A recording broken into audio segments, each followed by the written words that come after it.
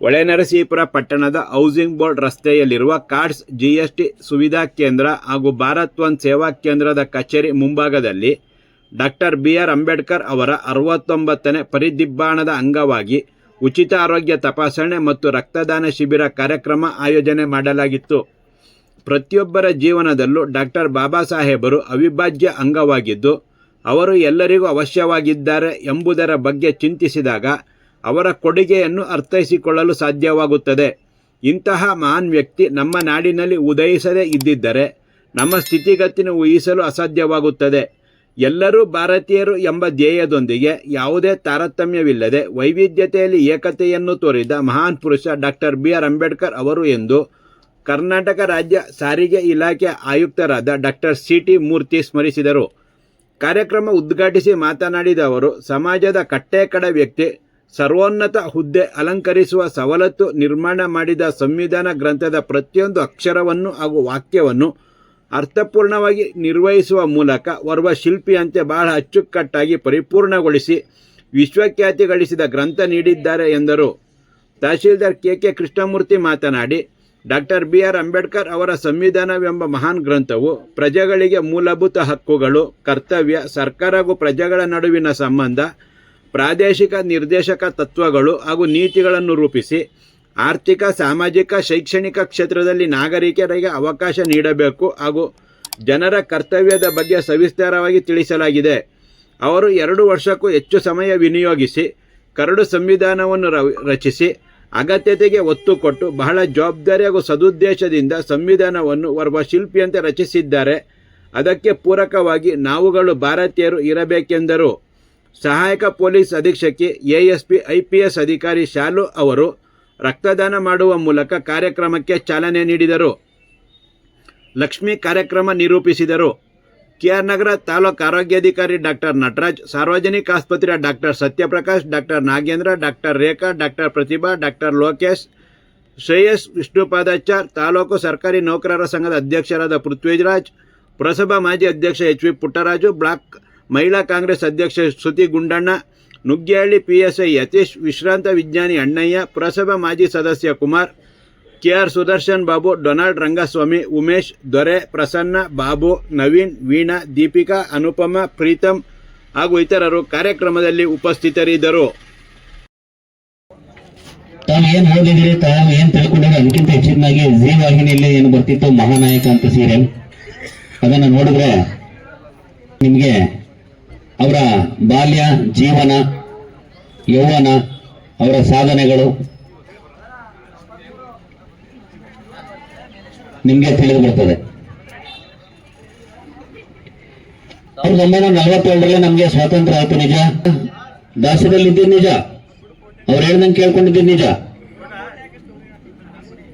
ಮಹಾತ್ಮರ ಸ್ವಾತಂತ್ರ್ಯ ಹೋರಾಟಗಾರರ ಫಲದಿಂದಾಗಿ ನಮಗೆ ಸ್ವಾತಂತ್ರ್ಯ ಸಿಕ್ತು. ತದನಂತರದಲ್ಲಿ ಏನ್ ಮಾಡಬೇಕು, ಸಾರ್ವಜನಿಕರನ್ನ ಯಾವ ರೀತಿ ನಡ್ಕೊಳ್ಬೇಕು. ಬಾಬಾ ಸಾಹೇಬ್ ಅಂಬೇಡ್ಕರ್ ರಚಿಸಿದಂತಹ ಸಂವಿಧಾನ ಬೃಹತ್ ಗ್ರಂಥದಲ್ಲಿ ಪ್ರಜೆಗಳಿಗೆ ಇರುವಂತಹ ಹಕ್ಕು, ಕರ್ತವ್ಯ, ಮೂಲಭೂತ ಹಕ್ಕುಗಳು ಏನೇನಿದೆ ಎಲ್ಲವನ್ನೂ ಕೊಟ್ಟಿದ್ದಾವೆ. ಸರ್ಕಾರ ಮತ್ತೆ ಪ್ರಜೆಗಳ ನಡುವಿನ ಸಂಬಂಧ ಹೇಗಿರಬೇಕು, ರಾಜನೀತಿ ನಿರ್ದೇಶಕ ತತ್ವಗಳನ್ನ ಕೊಟ್ಟಿದೆ, directive principles of state policy, ಆರ್ಥಿಕ, ಸಾಮಾಜಿಕ, ನ್ಯಾಯಿಕ, ಶೈಕ್ಷಣಿಕ ಕ್ಷೇತ್ರದಲ್ಲಿ ಯಾವ ರೀತಿ ಅವರಿಗೆ ಅವಕಾಶಗಳನ್ನ ಕೊಡಬೇಕು, ಜನರ ಕರ್ತವ್ಯಗಳೇನು, ಹಕ್ಕುಗಳೇನು ಎಲ್ಲವನ್ನೂ ಕೂಡ ಸುಸೂತ್ರವಾಗಿ ವಿಷದಪಡಿಸಿದೆ. ಅದಕ್ಕೆ ಬಾಬಾ ಸಾಹೇಬ್ ಅಂಬೇಡ್ಕರ್ ಜಿ ರಚಿಸಿದಂತಹ, ಅದನ್ನ ನಾವು ಕೆತ್ತಿದೆ ಅಂತ ಹೇಳಿದ್ರೆ ತಪ್ಪಾಗ್ಲಿಕ್ಕಿಲ್ಲ, is a architect of Indian constitution ಅಂತ ಹೇಳ್ತೀವಿ. ಯಾಕಂದ್ರೆ ಬರೀ 1-2 ದಿನದಲ್ಲಿ 1 ವರ್ಷದಲ್ಲಿ ಅವರೇನು ರೆಡಿಮೇಡ್ ಪುಸ್ತಕನ ಮಾಡಲಿಲ್ಲ. ಸಂವಿಧಾನವನ್ನ ನೋಡಿ ಅಲ್ಲಿ ಬೇಕಾದ ಎಡಿಷನ್ಸ್, ಒಮಿಷನ್ಸ್ ಬೇಕಂತನ್ನ ತಗೊಂಡ್ರು, ಬೇಡದನ್ನ ಹೊರಚೆಲ್ಲಿದೆ. ತುಂಬಾ ಸಮಯ ತಗೊಂಡವರು ಸಂವಿಧಾನ ಕೃತಿಯನ್ನ ರಚಿಸಿದ್ದಾರೆ. ಅವರು ಯಾವ ಸದುದ್ದೇಶದಿಂದ ಸಂವಿಧಾನವನ್ನ ರಚಿಸಿದಾರೋ ಅದಕ್ಕೆ ಪೂರಕವಾಗಿ ನಾವುಗಳು ಭಾರತೀಯರು ಎಲ್ಲ ಪ್ರಜೆಗಳು ಇರಬೇಕು ಅಂತೇಳಿ ತಮಗೆಲ್ಲ ಕಿವಿ ಮಾತು ಹೇಳ್ತಾ 2 ಮಾತು ಮುಗಿಸ್ತೇನೆ. ನಮಸ್ಕಾರ. ಈ ದಿನವನ್ನು ಪುಣ್ಯ ಸ್ಮರಣೆಯಾಗಿ ಸ್ಮರಿಸಲೇಬೇಕು. ಪ್ರತಿಯೊಬ್ಬರ ಜೀವನದಲ್ಲೂ ಬಾಬಾ ಸಾಹೇಬ್ರವರು ಹೇಗೆ ಅವಿಭಾಜ್ಯ ಅಂಗವಾಗಿದ್ದಾರೆ, ಪ್ರತಿಯೊಬ್ಬರಿಗೂ ಹೇಗೆ ಅವಶ್ಯಕವಾಗಿದ್ದಾರೆ ಅನ್ನೋದನ್ನು ನಾವು ಒಂದೇ ಒಂದು ನಿಮಿಷ ಯೋಚನೆ ಮಾಡಿದರೆ ಖಂಡಿತ ಇಂತಹ ಮಹಾನುಭಾವ ಈ ಒಂದು ನಾಡಿನಲ್ಲಿ ಇದ್ರೆ ಬಹುಶಃ ನಾವು ನಮ್ಮ ಸ್ಥಿತಿಗತಿನ ಊಹೆ ಮಾಡ್ಕೊಳ್ಳೋಕ್ಕೆ ಸಾಧ್ಯ ಇಲ್ಲ. ಇಲ್ಲಿ ನಾನು ಜಾತಿ ವ್ಯವಸ್ಥೆ ಆಗಲಿ ಮೇಲು ಕೀಳು ಅನ್ನೋದೇ ಆಗಲಿ ಮಾತಾಡ್ತಾ ಇಲ್ಲ. ಎಲ್ಲ ಜನರು ಭಾರತದ ಪ್ರಜೆಗಳಾದ ಎಲ್ಲರೂ the people of India, we the people of India ಆ ಕಾನ್ಸೆಪ್ಟ್ ತಂದರು. We the people of India. ಒಬ್ಬ ಮೇಲಿದ್ದಾನೆ, ಒಬ್ಬ ಕೆಳಗಿದ್ದಾನೆ, ಒಬ್ಬ ಸೈಡಲ್ಲಿದ್ದಾನೆ, ಒಬ್ಬ ಲೆಫ್ಟಲ್ಲಿದ್ದಾನೆ ಅಲ್ಲ, ಎಲ್ಲರೂ ಭಾರತೀಯರು. ವೈವಿಧ್ಯತೆಯಲ್ಲಿ ಏಕತೆಯನ್ನು ಕಂಡಂತಹ ಇಂತಹ ಮಹಾಪುರುಷರು ಸಾರಿ ಫಾರ್ ಓನ್ ಡಿಸ್ಟರ್ಬೆನ್ಸ್.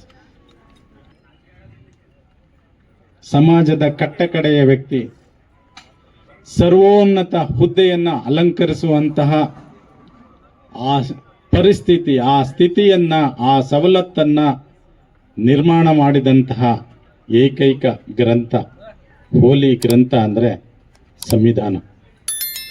ಆ ಸಂವಿಧಾನ ಪ್ರತಿಯೊಂದು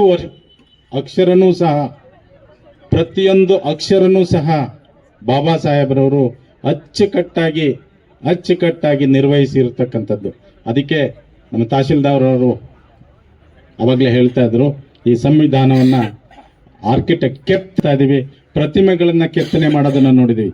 ಇವರು ದೇಶದ ಪ್ರತಿಯೊಬ್ಬ ಪ್ರಜೆಯ ಕಟ್ಟ ಕಡೆಯ ವ್ಯಕ್ತಿಯ ಜೀವನವನ್ನ ಕೆತ್ತನೆ ಮಾಡಿದ್ದಾರೆ. ನೀನು ಹಿಂಗೆ ಬದುಕಬಹುದು, ನಿನಗಿದೇ ಆಪರ್ಚುನಿಟೀಸ್ ಇದೆ, ಪ್ರತಿಯೊಬ್ಬರು ಸಮಾನರು, ಇಲ್ಲಿ ಯಾರು ಮೇಲೆ ಕೀಳುಗಳು ಅಲ್ಲ, ಪ್ರತಿಯೊಬ್ಬ ಭಾರತೀಯನಿಗೂ ಒಂದೇ ಹಕ್ಕು, ಒಂದೇ ಕಾನೂನು ಅನ್ನೋದನ್ನ ತಿಳಿ ಹೇಳಿದಂಥ ಮೊದಲ ವ್ಯಕ್ತಿ.